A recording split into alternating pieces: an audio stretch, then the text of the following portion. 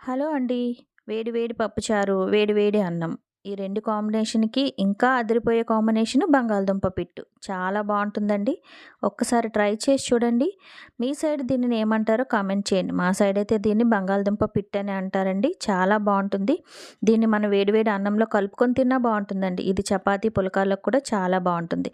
ఒక 2 బంగాళదుంపలు ఉడకబెట్టుకొని చెక్కు తీసేసుకున్న తర్వాత ఇందులో స్పూన్ పసుపు, స్పూన్ ఉప్పు వేసుకొని ఈ విధంగా ముద్దలా కలుపుకొని పక్కన పెట్టుకోండి. ఉల్లిపాయ, పచ్చిమిరపకాయ, కరివేపాకు, అల్లం. అలాగే ఒక 5 స్పూన్ ఆయిల్ వేసుకొని 2 స్పూన్లు శనగపప్పు, 2 స్పూన్లు మినపప్పు, స్పూన్ ఆవాలు, స్పూన్ జీలకర్ర వేసుకొని దోరగా వేగిన తర్వాత కొంచెం ఇంగువ వేసుకొని కూడా ఒకసారి కలుపుకోండి. తర్వాత కట్ చేసి పెట్టుకున్నవన్నీ వేసేసుకొని ఉల్లిపాయలు గోల్డెన్ బ్రౌన్ కలర్ వచ్చేంత వరకు ఫ్రై చేసుకోండి. ఇప్పుడు బంగాళదుంప ముద్దను అంతటిని వేసేసుకొని ఒక 10 నిమిషాలు మీడియం ఫ్లేమ్‌లో కలుపుకుంటే ఎంతో టేస్టీగా ఉండే బంగాళదుంప పిట్టు రెడీ అండి. అంతేనండి. మీరు కూడా ట్రై చేయండి, టేస్ట్ చేయండి. నచ్చితే ప్లీజ్ నా ఛానల్‌ని సబ్స్క్రైబ్ చేయండి. Thank you.